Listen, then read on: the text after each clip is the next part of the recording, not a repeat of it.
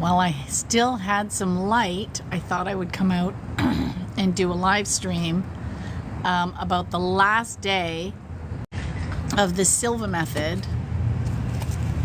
And I think I need to add water to the pool because I think I hear it slurping. We did find a leak and I think I need to add water, but I'll do that after this. Life is many facets and they all need to be taken care of. So just to remind you, this was when I took the Silva method in Toronto with Stephen Dobosh, and it's a 4-day intensive program. So the first 2 days are the Silva Life System, and the second 2 days are the Silva Intuition System. So it's 4 days total.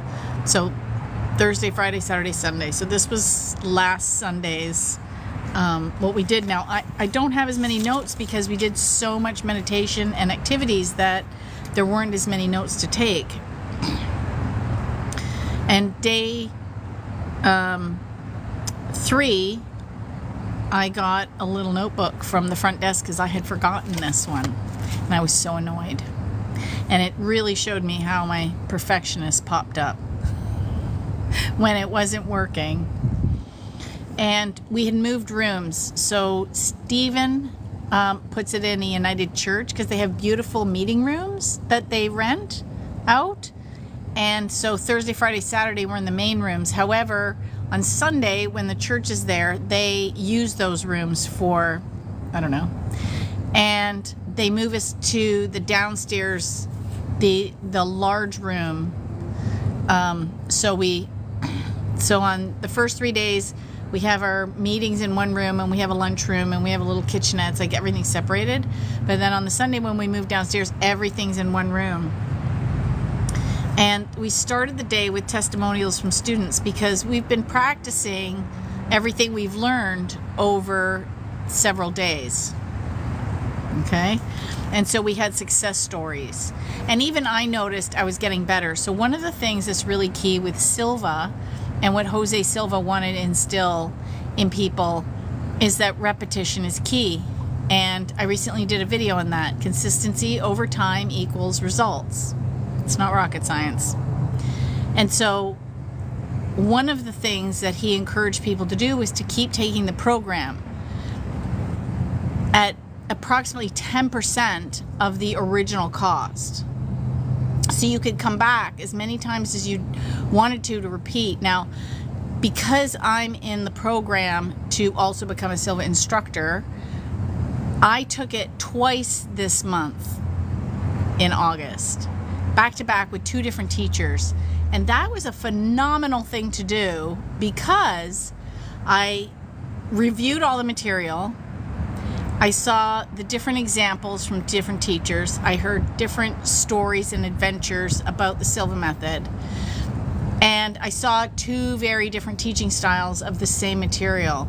So each teacher, each instructor really makes it their own in the sense of they kind of put their stamp on it. So there's a instructor manual. Of course, there's material you need to teach, but how you teach it, what spin you put on it to get those lessons out is different. So it was really great to see it back to back.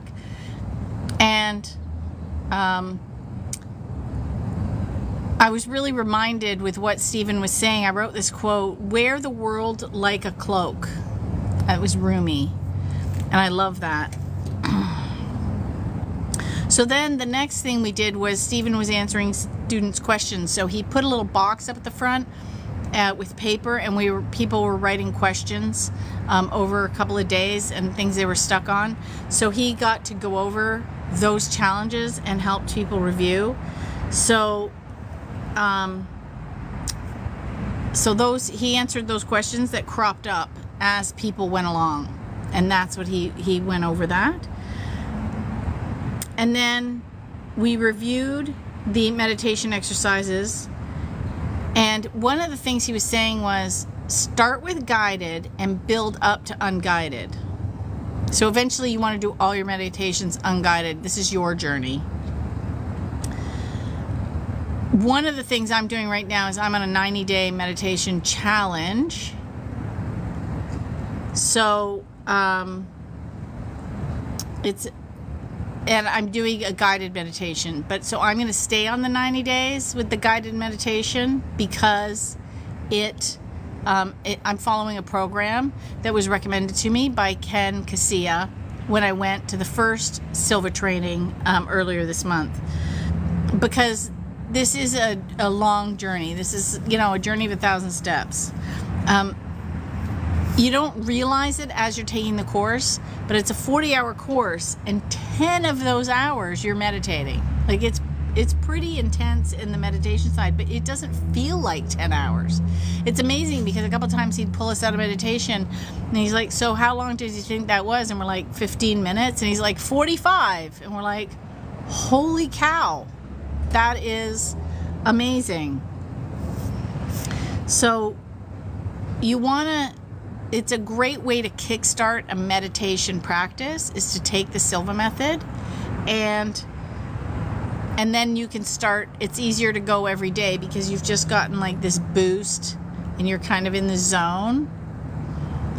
And then we did, just to practice that, we did a quick 7-minute self-guided meditation. Nikola Tesla had a great quote that he shared. If you want to find the secrets of the universe, think in terms of energy, frequency, and vibration. Yeah, that's what we all talk about. What am I attracting or repelling? So think of yourself as a magnet. And then we reviewed the mental projection. We're not our thoughts, archetypes, or feelings. We are projecting into, and then mental projection is when we used our imagination and our intuition to project into plants and animals, and then we moved up the chain. So we started with, the day before it was inanimate objects, and then we moved to animate objects, and then we finally, at the end of the day, project into people with the case studies. So we reviewed Cleve Baxter's work and how he used basically a CIA lie detector to hook up to plants so he could measure their waves. And he talked to the plants and he discovered that they talked back.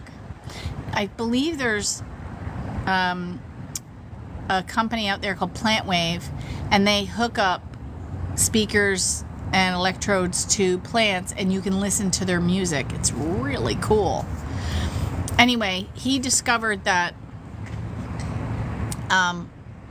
he was working on these plants and he could see the vibrations, and he would think, and so he thought, I wonder what else I can do to the plant. And he thought, maybe I could burn a leaf.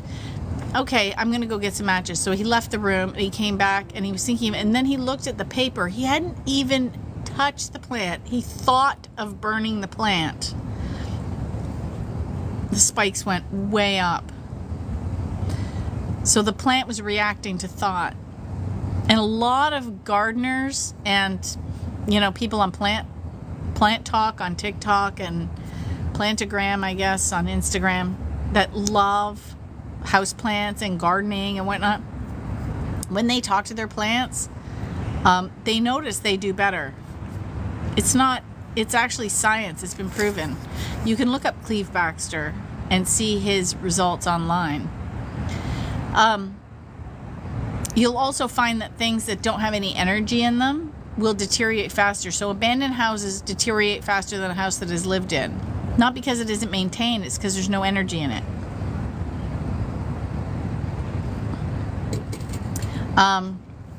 And then we talked about our soul molds, like basically our auras. It's the mold of our soul.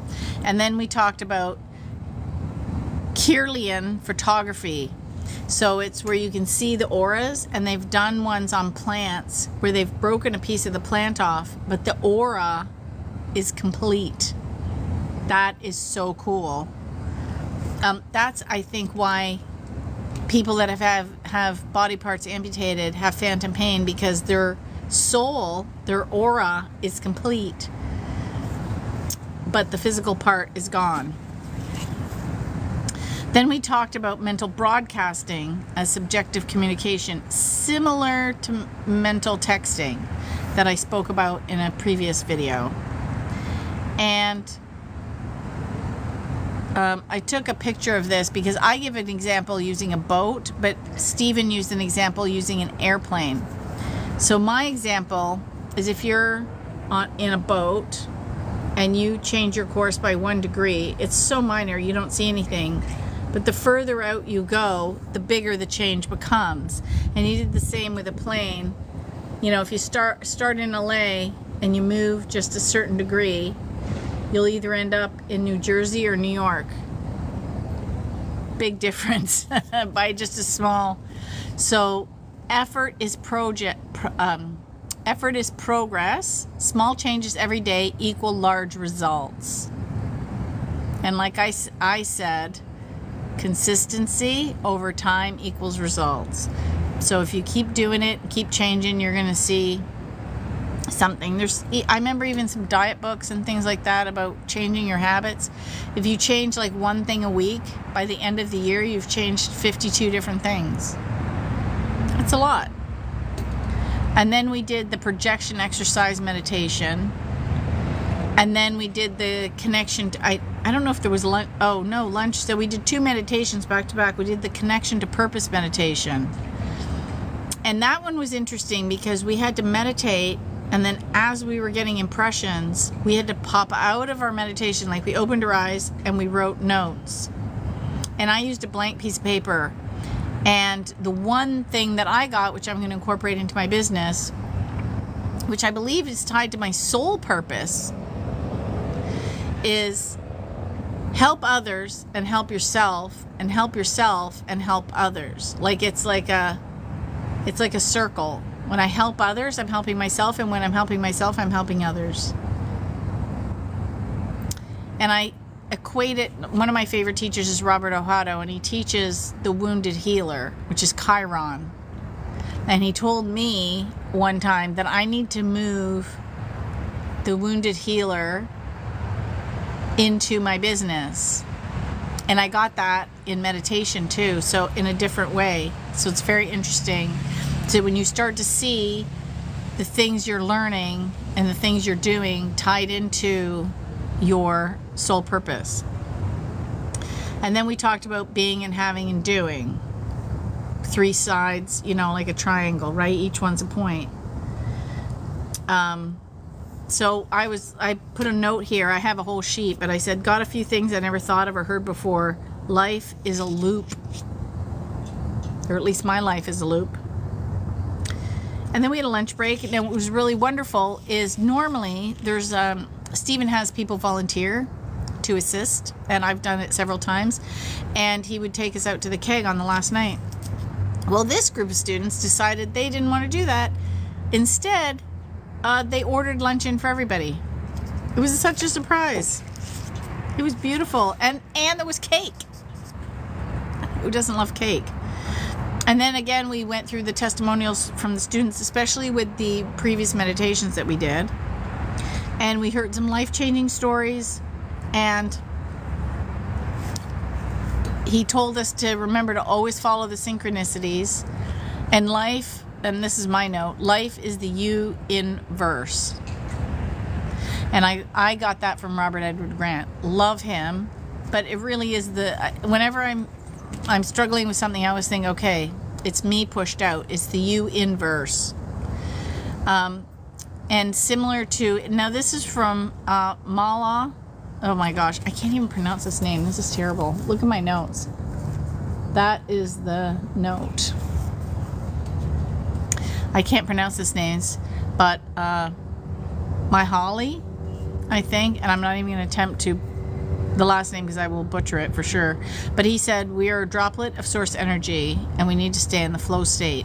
And it reminded me of Gary Zukav when he wrote Seed of the Soul, and how we're like a cup dipped into the ocean, and then when we go back to source, we're just poured in, and that's how we come about. Then we had played a game called Come As You Will Be, and you had to pretend it was August 25th, 2030, and you had to tell everyone what you'd been up to the last 6 years, like what has happened, what's happened already. Oh my gosh, my book's been published, I moved, I got married, I got whatever the people were saying.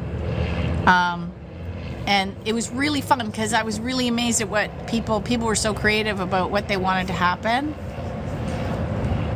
I said that there would be a biopic of Helene's life, Helene Hatzel's life, and I would probably have, I should have nailed down the number. I said between 30 and 40 more books because I've been at a pace in 6 years. If I'm publishing 8 to 10 a year, I'm paced to that. Now, that's a little bit of cheating because I count translations as some of the books, but it's a book. Amazon says I have 10, and 2 of them are Spanish editions of 2 books I've already published, but they still count. And Peter said he likes to help others to help themselves, and when I was talking to him, I thought, yeah, that's because that's exactly what I like to do. And then we discussed our imagination and projecting into the future and getting through difficult times because we are messy humans on a creative journey that's never smooth. And then we did a preview of the case study process. Now, the case study process was the last 3 hours of the day, so it was quite intense. And we talked about our internal compass. And this reminded me of Helene. If you've read any of her books, she loves Frank Outlaw's quote, which of course I don't remember off the top of my head. And I don't know who quoted this, but it says, our true essence, authentic self, soul, what we long for, and when in alignment, we are guided, joyful, and what some call our destiny, character, and calling. I think the Frank Outlaw quote goes something like, watch your thoughts, because then watch your words, they become your thoughts. Watch your thoughts, they become your deeds. Watch your deeds, they become your character. Watch your character, it becomes your destiny. I think I'm a smidge wrong, but something like that. And Helene loved that quote, and this reminds me of that quote. And then Stephen told the story of this small child, like this family in Hungary used to have this big garden, and at some point the father would let all the children have a little section and plant. And the little one, he was taking his time, like all the kids are like out there doing, because they've done it for years. And the little one, he was just like, looking at each seed and kissing it and putting it into the ground and loving it and talking to them. And he had the biggest produce at the end of the summer. And they had pictures of him. It was so cute. And then he talked about Dr. Anne Marie Span or Salmon. I didn't quite catch what he said, and I have no notes as to why he talked about her, so now I have to go look her up. Then we did the case study meditation. So we actually meditated before we started doing the case studies.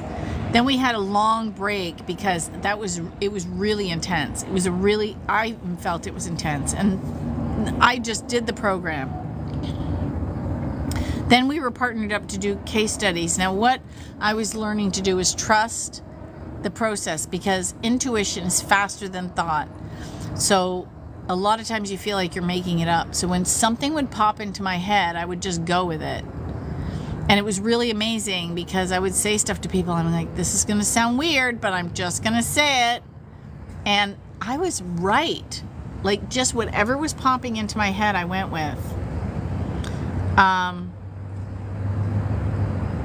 So also I was exhausted by the end, and I don't know if some of my inaccuracies was exhaustion because I had traveled The first week of August, I was in Las Vegas at the annual National Sweepstakes Convention. I came home, I unpacked, I repacked, I drove to Connecticut, did the Silva Method with Ken Casilla, stayed with friends for a few days to rest, and then I drove home, caught up on work, and then went back to the Silva Method in Toronto. So by the end of it, I'm like, I am done. I just need to be home for a while. I just need to relax. I want to rest. I want to sleep. Because, you know, even when you're doing a course, even though you're at home, by the time you get home and do some things, it's late and you're getting up early to go again. So I love travel and I love learning, but I need to split it up. Like if I went somewhere once a month, that would probably be a better pace for me. And I did make a note that I was surprisingly accurate. And then we ended. So we did a lot of case study work. And that was like 3 hours of the day. It was crazy. And then we closed with this. I got to find out from Steven because I don't know where it is. But then we closed with Jose's original closing meditation.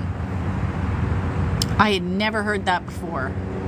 It was phenomenal. I want to find it. And I might actually do it on YouTube for people because it was so touching to me.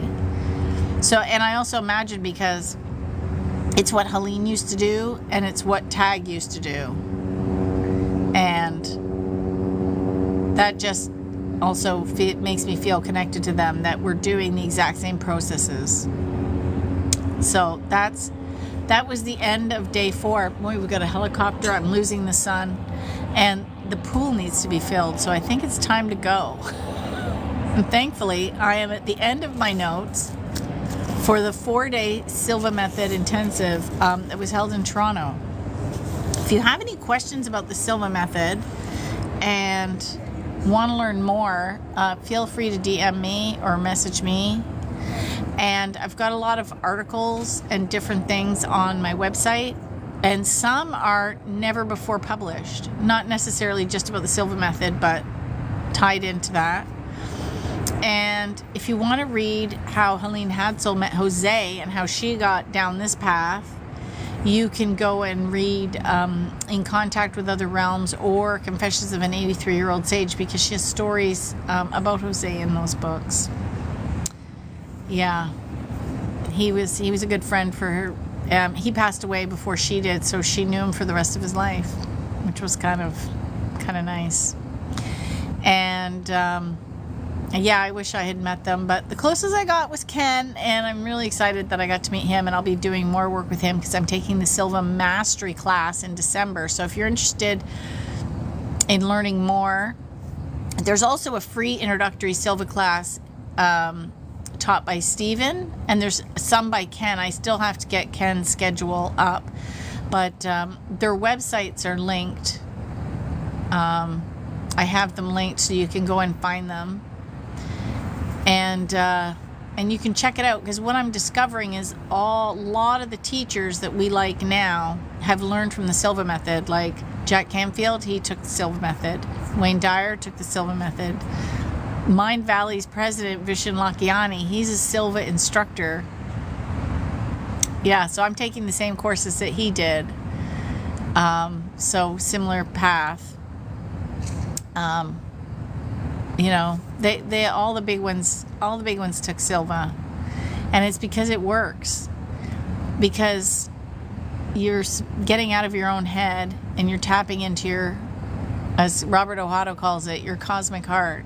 He's just doing a program now of Saturn and Pisces, and I was really interested in that because my second Saturn, I love astrology, my second Saturn return is happening, and he has a program out right now. So I was listening to him and I got to track 7, lesson 3. So he talked a lot about it. And then the last, 5 tracks, he goes through each house as Saturn goes through each house. And I got to lesson 3 and I was flabbergasted because he talked about how the mind can't comprehend what the mystic heart has to offer. And you have to drop down into that mystic heart, that cosmic heart. That's similar to what you learn. He's amazing. So what I'm learning right now what the astrology is teaching me, like the energies that I'm in with the astrology, is exactly what I'm learning. Like, it's mind-blowing. So I highly recommend checking out Robert Ohotto and his work. It's just, it changed my life, actually. The two books that changed, well, three now. The three books that changed my life in order were Helene Hadsel's The Name It and Claim It Game, then Robert Ohotto's Transforming Fate into Destiny, and finally Jose Silva's The Silva Method of Mind Control. And yeah, books really do change your life. I'm so glad that I was always a reader. And yeah, anyway, that's all for now. I will be back talking about all things woo-woo, your favorite manifestation teachers, and how to navigate this crazy thing we call life.